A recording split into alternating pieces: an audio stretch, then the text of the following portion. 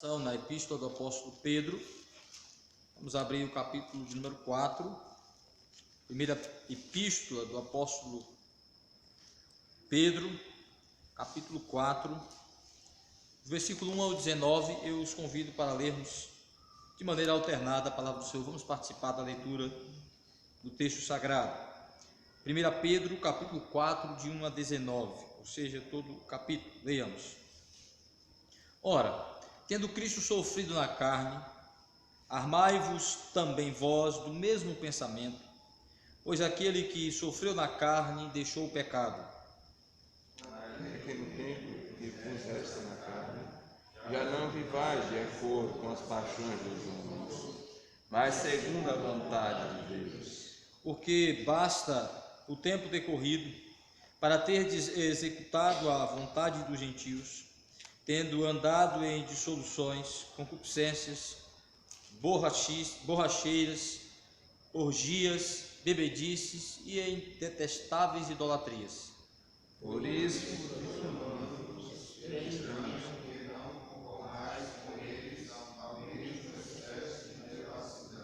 os quais hão de prestar contas àquele que é competente para julgar vivos e mortos.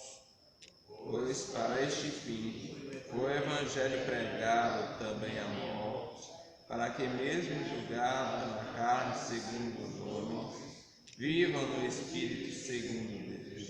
Ora, o fim de todas as coisas está próximo. Sede, portanto, criteriosos e sóbrios, a bem das vossas orações. Tende amor intenso uns para com os outros, porque o amor cobre multidão de pecados. Sede mutuamente hospitaleiros, sem murmuração. Servir uns aos outros, cada um conforme o dom que recebeu, como bons dispenseiros da multiforme graça de Deus. Se alguém fala, fale de acordo com os oráculos de Deus. Se alguém serve, faça-o na força que Deus supre, para que em todas as coisas seja Deus glorificado por meio de Jesus Cristo, a quem pertence a glória e o domínio pelos séculos dos séculos. Amém. Amados, não estranheis o fogo ardente que surge no meio de vós, destinado a provar, como se alguma coisa extraordinária vos estivesse acontecendo. Pelo contrário, alegrai-vos na medida em que sois coparticipantes do sofrimento de Cristo, para que também, na revelação de sua glória, vos alegreis exultando. Se pelo nome de Cristo sois injuriados, bem-aventurados sois, porque sobre vós repousa o Espírito da glória de Deus. Não sofra, porém, nenhum de vós como assassino ou ladrão, ou malfeitor, ou como quem se intromete em negócios de outrem. Mas se sofrer como cristão, não se envergonhe disso.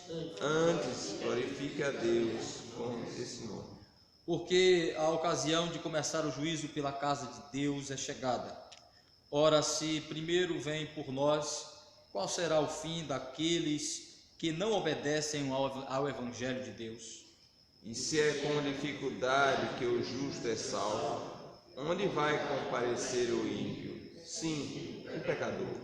Por isso também os que sofrem segundo a vontade de Deus encomendem a sua alma ao fiel Criador na prática do bem. Que o Senhor aplique sua palavra nos nossos corações. Amém. Irmãos, nós temos visto que o apóstolo Pedro escreve de maneira muito prática para os crentes que estão dispersos no mundo daquela época, aproximadamente umas 10 comunidades distintas, 10 igrejas são alvos desta carta do apóstolo Pedro, claro, por conseguinte, toda a comunidade cristã, mas inicialmente, essas comunidades são direcionadas pelo apóstolo Pedro, e o objetivo dele, como nós já vimos, é encorajar os crentes a ter uma postura santa diante dos ímpios, testemunhando de Cristo no seu proceder, se identificando com o Senhor como forasteiros e peregrinos, como transeuntes neste mundo, mas com uma passagem relevante, significante neste mundo. No capítulo 4, nós já vimos que no capítulo 2 e 3, ele fala de que os crentes devem buscar serem santos diante dos ímpios, ter uma postura santa diante dos ímpios.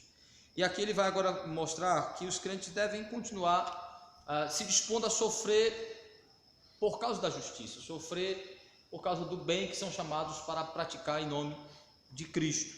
Uma palavra de encorajamento do apóstolo Pedro para que eles continuem se dispondo a sofrer por causa da justiça, visto que eles poderiam estar desanimados, encorajados, como nós vimos na exposição passada, porque muitas vezes sofrer pelo bem, sofrer pela justiça não parece ser uma coisa aos nossos olhos vantajosa, interessante, porque muitas vezes este sofrer pela justiça nos leva a perdas, a danos, a toda sorte de dificuldades, muitas vezes de sofrimentos e danos irreparáveis à nossa vida.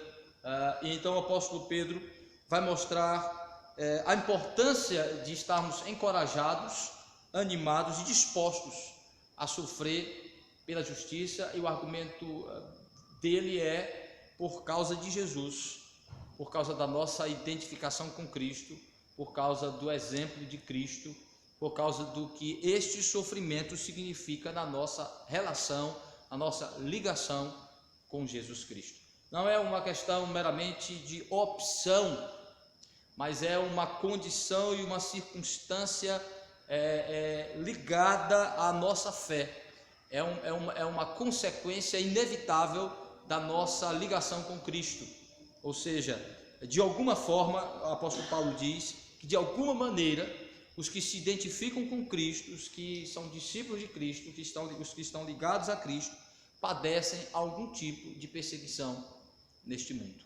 Inevitavelmente, o cristão, ao se identificar como cristão, ele passa a ser um alvo de perseguição. E essa perseguição se manifesta de várias maneiras. Então, por isso que o apóstolo Pedro vai dizer para aqueles crentes, e por conseguinte para todos nós, que devemos estar preparados e dispostos a sofrer por causa da justiça, pela nossa ligação a Cristo e pelo exemplo que nós temos em Cristo e pelas promessas que nós temos nele. Então vejamos como o apóstolo Pedro faz esse encorajamento, incita a essa disposição para que os cristãos se disponham a sofrer por causa do bem, sofrer praticando a justiça, fazendo aquilo que o Senhor nos manda fazer, praticar o bem, fazer aquilo que agrada ao Senhor. O argumento dele, primeiro, é que quando nós nos dispomos a sofrer por causa do bem, por causa da justiça, isto é um sinal de que nós não somos mais escravos do pecado, como os ímpios, como os descrentes ainda são. Ou seja, ter disposição para sofrer os danos de ser obediente a Cristo é um sinal de que nós não somos mais escravos do pecado. Qual é a base disso? Porque Pedro sabe que quando o homem na sua condição natural, ele atende necessariamente aos desejos pecaminosos e escravizadores do seu coração. A nossa tendência é de reagir às injustiças, às perseguições, de acordo com o que estamos sentindo, com o que nós achamos. Ou seja, geralmente nossa resposta a uma perseguição é uma tentativa de autojustificação, de proteção ou até mesmo de vingança. Essa é a disposição natural do nosso coração. Sentir isso é natural, o cristão sente.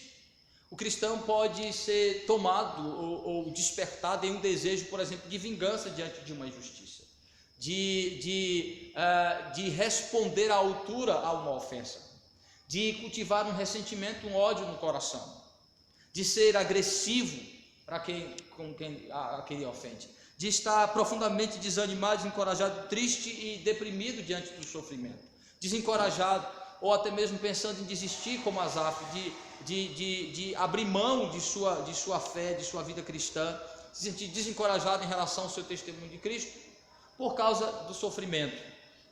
Mas o argumento do apóstolo Pedro é que se nós somos crentes de verdade, se nós estamos em Cristo, nós temos a capacidade em Cristo, nós temos o poder em Cristo de resistir a esses desejos pecaminosos, de não agir conforme aquilo que estamos pensando, de não seguir o nosso coração que quer vingança, de não seguir a voz do ódio, da ira, da raiva ou da tristeza, do abatimento em nosso coração. E somos capazes de dizer eu quero agradar a Cristo, eu vou permanecer nessa posição por causa de Cristo, de ir além do que estamos sentindo ou desejando ou pensando, porque nós não somos mais escravos do pecado. Isso significa que só porque nós estamos sentindo um desejo de vingança, nós vamos nos vingar. O crente pode dizer não ao desejo de vingança, o crente pode dizer não ao seu ressentimento, o crente pode dizer não à sua decepção com alguém, o crente pode dizer não, eu não vou agir conforme este desejo de autopreservação e de autojustiça. Ele é capaz em Cristo de dizer não para os sentimentos de ódio, de ira, de vingança, de retaliação, de retribuição do mal que recebe. De pensar, então ele me maltrata desse jeito, está me perseguindo, porque agora vou dar um motivo, pois agora eu vou agir de maneira que justifica as acusações. Muitas vezes, quando nós somos acusados, somos difamados, muitas vezes nós sentimos o desejo de dar a quem nos difama um motivo real de nos difamar. Ele está dizendo que eu faço isso, pois eu não faço não, mas agora eu vou fazer. Pedro está dizendo que nós somos capazes de sentir isso, somos capazes de desejar isso, porque ainda somos pecadores, mas somos em Cristo, e temos a graça e o poder de Cristo de dizer não para isso. Veja como ele apresenta isso do versículo 1 até o versículo 3. Ele diz assim: ora, tendo Cristo sofrido na carne, armai-vos também vós do mesmo pensamento, pois aquele que sofreu na carne deixou o pecado, para que no tempo que vos resta na carne, já não vivais de acordo com as paixões dos homens, mas segundo a vontade de Deus, porque basta o tempo decorrido para terdes executado a vontade dos gentios, tendo andado em dissoluções, concupiscências, borracheiras, orgias, bebedices e em detestáveis idolatrias. O argumento dele é: Cristo, que é o nosso mestre, que é o nosso redentor, é o nosso exemplo e a fonte do nosso poder, da nossa capacidade espiritual. Então ele diz: tendo Cristo, o nosso Salvador, o nosso libertador, vencido na carne o pecado, não que Cristo, ele não está dizendo que Cristo pecou ou teve o contato de ser, ele era pecador, não, o argumento dele não é esse, não é que Cristo experimentou o pecado para vencer o pecado. Cristo se identificou com a forma do pecador, mas sem pecado, para vencer na carne, na forma humana, o pecado. Cristo não pecou, mas se submeteu às mazelas do pecado. Algumas consequências que o pecado trouxe para a humanidade, Cristo se sujeitou a elas, inclusive a consequência da morte.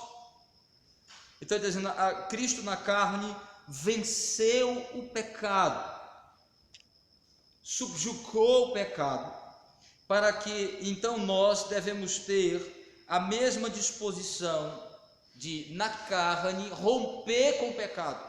Nós não somos Cristo, mas estamos em Cristo. Então o poder salvador, libertador de Cristo está em nós. Então ele está dizendo, Cristo venceu na carne aquilo que cabia a ele na identificação conosco, de vencer o poder escravizador, de vencer o poder tentador, de vencer o poder amaldiçoador do pecado. Cristo venceu. Ele diz, na carne, tendo a disposição de Cristo, tendo a mente de Cristo, tendo o poder em Cristo, nós podemos vencer, dizer não às tentações que ainda atuam em nossa carne. Ele diz, porque nós não somos mais naturais como os demais, nós não somos mais escravos, ainda somos pecadores, mas não mais escravos. Ele está falando aqui de um efeito da obra de Cristo que já está em nós, de um poder e um resultado da obra de Cristo que já está no crente. Qual é? A de liberto da escravidão do pecado. Quando nós recebemos pela fé a justiça de Cristo, nós já recebemos junto com essa justiça de Cristo o poder libertador da escravidão. Nós não temos mais, não somos mais escravos, não somos mais dominados pelo pecado, como os ímpios, como os que não têm Cristo ainda são. Nesse sentido, Pedro está dizendo: quando eu sou chamado por Cristo para testemunhar dele, para obedecer a palavra dele, para fazer o que é certo, para praticar a justiça, mas os meus sentimentos, os meus desejos diz não, eu posso resistir a esses meus desejos e dizer sim para Cristo, sim para a obediência. Por isso que essa ideia de que eu fiz porque era uma coisa muito forte, eu não pude resistir, isso não é verdade. Sendo um crente de verdade, essa não é a verdade. A verdade é que eu caí no pecado porque eu gostei daquilo, eu cedi àquilo, mas eu poderia dizer não àquilo. Como crente, eu posso dizer não ao pecado, posso resistir ao pecado. Esse é o argumento do apóstolo Pedro. Então ele está dizendo assim: ora, se nós estamos de fato em Cristo, aquele que venceu o pecado, outorgou a nós libertação da escravidão do pecado. Então o crente pode resistir às tentações, pode dizer, coisa que o ímpio não pode. O ímpio não tem poder para dizer não a um pecado escravizador na vida dele. Não. Mas o cristão pode. Então essa ideia, não foi porque eu falei aquelas coisas porque veio, me tomou assim, me sufocou, se eu não dissesse eu morreria. Isso é mentira. Nós fizemos isso porque nós gostamos, porque nós alimentamos, porque aquilo estava de comum acordo com as nossas ideias, aquilo trouxe um prazer e uma expectativa que era interessante para nós. Mas Pedro está dizendo que os que estão em Cristo não mais são dominados por um poder pecaminoso, escravizador, como os ímpios. Ele diz: já passou o tempo de vocês serem escravos, de serem servos. Vocês não são mais servos do pecado, servos de Cristo. Então ele diz: então quando nós nos dispomos a sofrer praticando a justiça, é um sinal de que nós estamos lutando contra sentimentos pecaminosos e negativos que nos propõem a ideia contrária a isso. Não, você vai falar a verdade, já que você pode perder tudo falando a verdade. Você vai ficar calado aí sofrendo essas ofensas todinhas sem fazer nada, esperar a hora certa, que hora certa.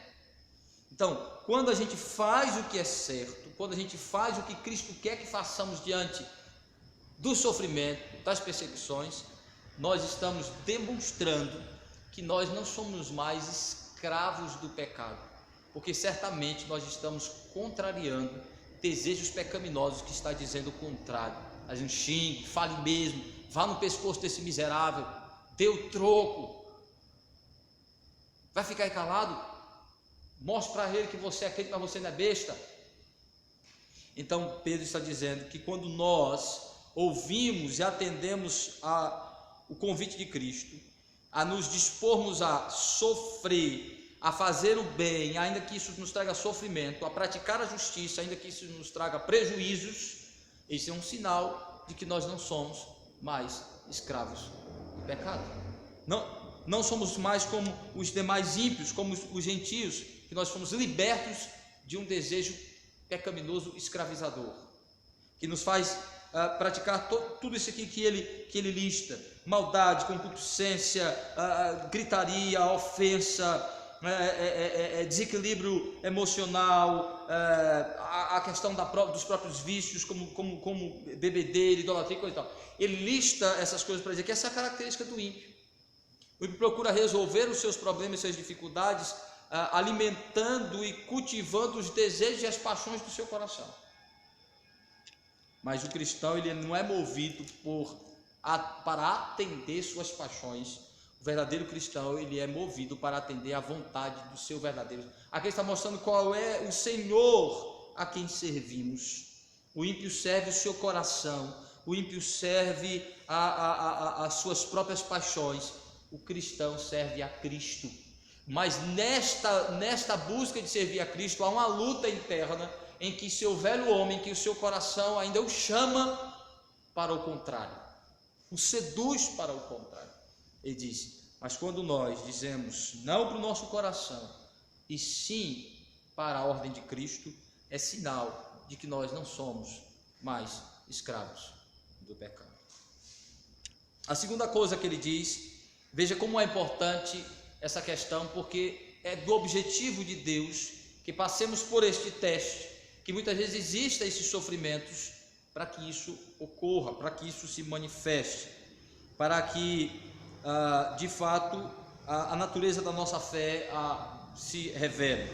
A segunda coisa que ele diz é que esta disposição para o sofrimento mostra que o juízo de Deus livrou o cristão, o juízo de Deus, que Deus livrou o cristão de seu juízo, que virá, juízo esse que virá sobre o ímpio que nos persegue. Então a segunda coisa que ele diz é que o juízo do qual fomos libertos virá sobre aqueles que nos perseguem. Então que a gente tenha tranquilidade, na certeza de que o juízo que sobre nós foi retirado, ele vai vir sobre aqueles que nos perseguem.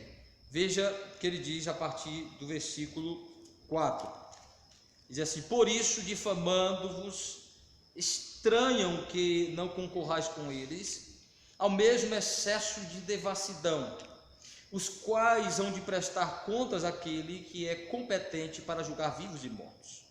Pois para este fim foi o evangelho pregado também a mortos, para que mesmo julgados na carne, segundo os homens, vivam no espírito segundo Deus. Os ímpios, escravos do pecado, olham para o cristão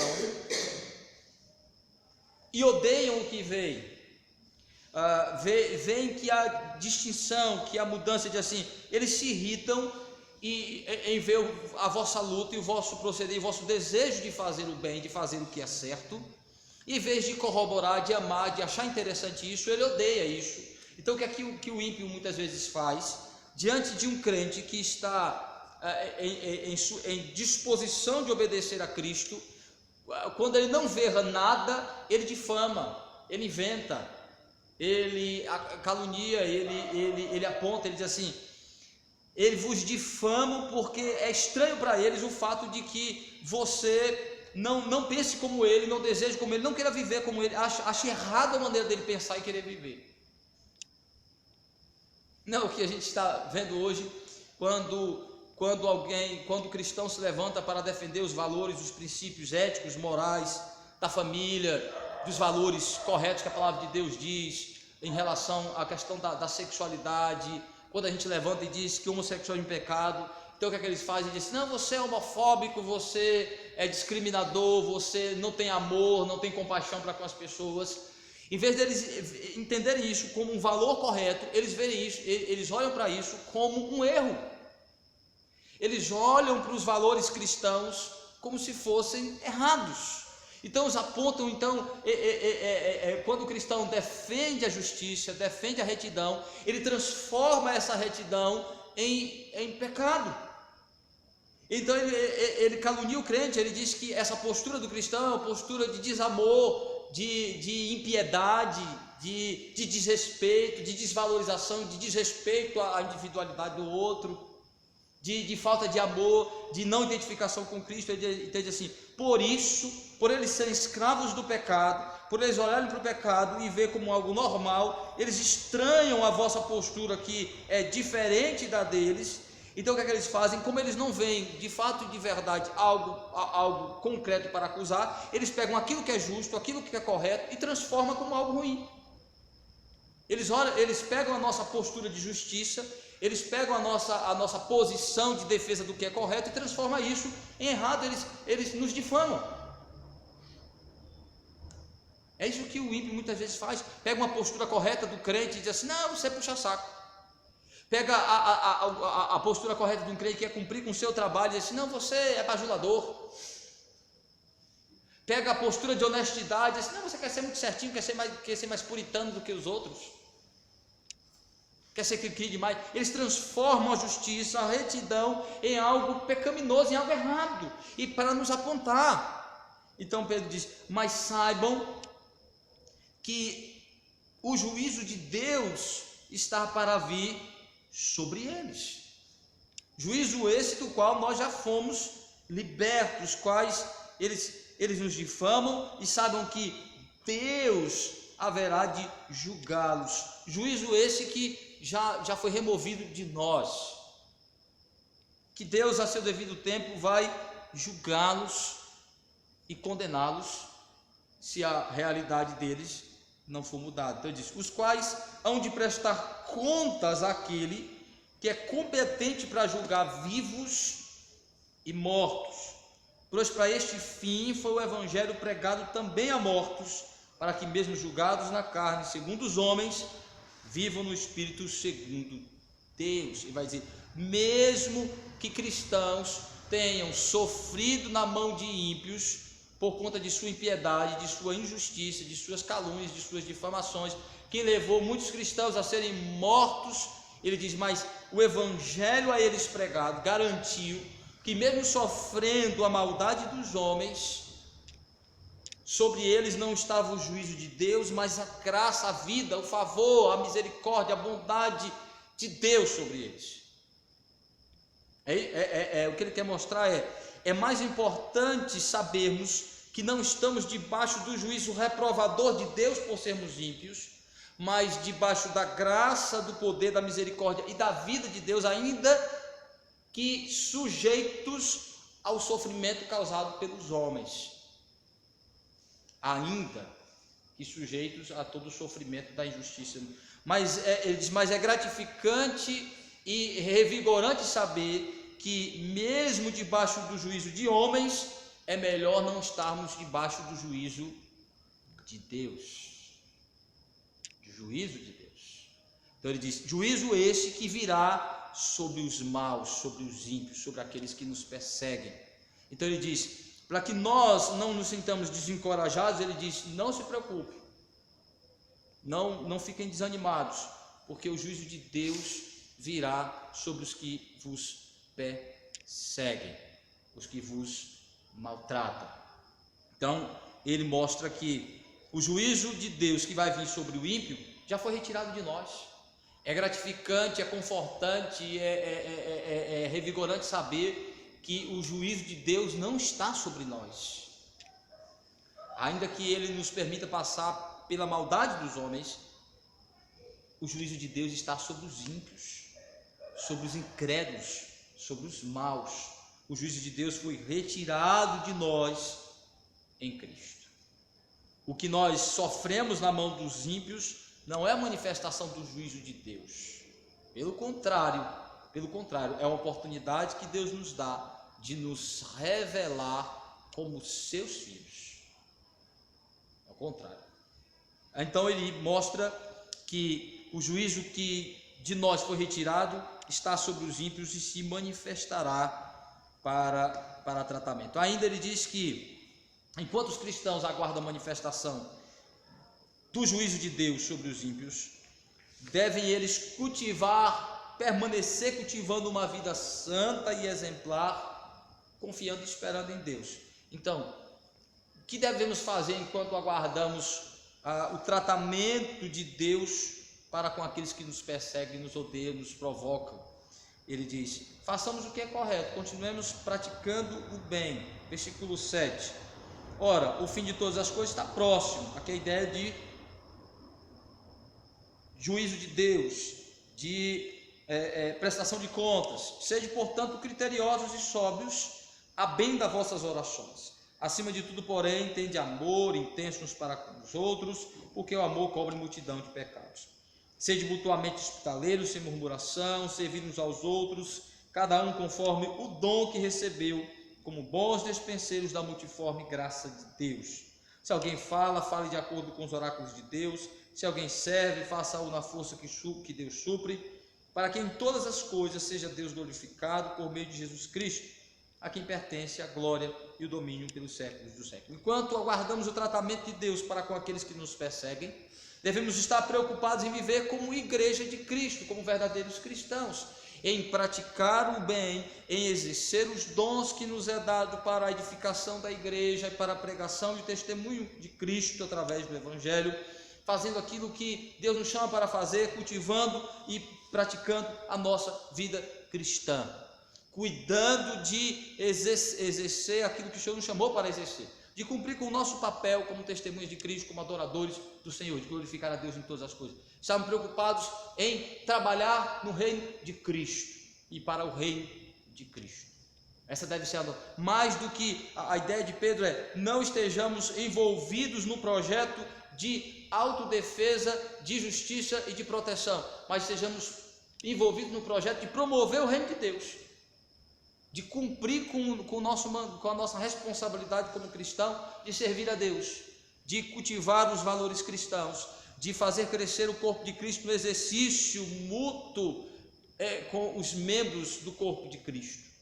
Essa é a ideia de Pedro. Estejamos mais preocupados em continuar fazendo o que é certo do que de nos proteger de buscar a nossa própria justiça. Ele diz, porque Deus fará isto a seu tempo. Deus fará isso a seu tempo. Muitas vezes nós gastamos muito tempo preocupados e buscando meios de sempre nos defender e fazer com que as pessoas pensem diferente de nós, ou nos respeitem a qualquer custo, ou nos deixem em paz. A ideia de Pedro é que, mais do que preocupados com isso, deveríamos estar preocupados em exercer o nosso papel nos lugares e nas responsabilidades que o Senhor nos colocou.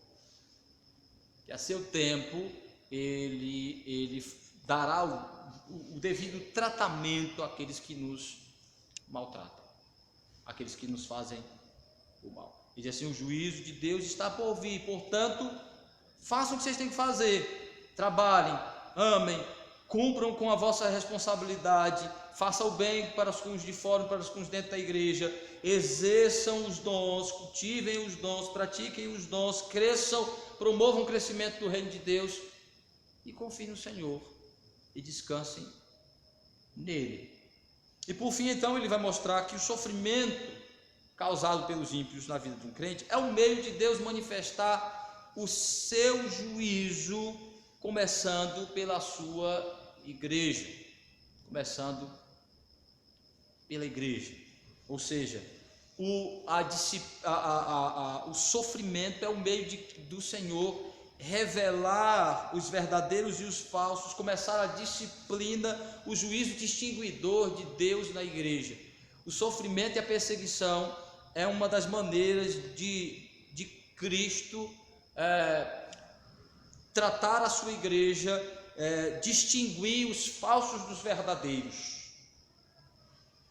É uma das maneiras dele fazer. Então ele diz, vocês entendam que o sofrimento, a perseguição que os ímpios causam aos cristãos é um instrumento que Cristo usa para revelar e tratar a fé dos crentes.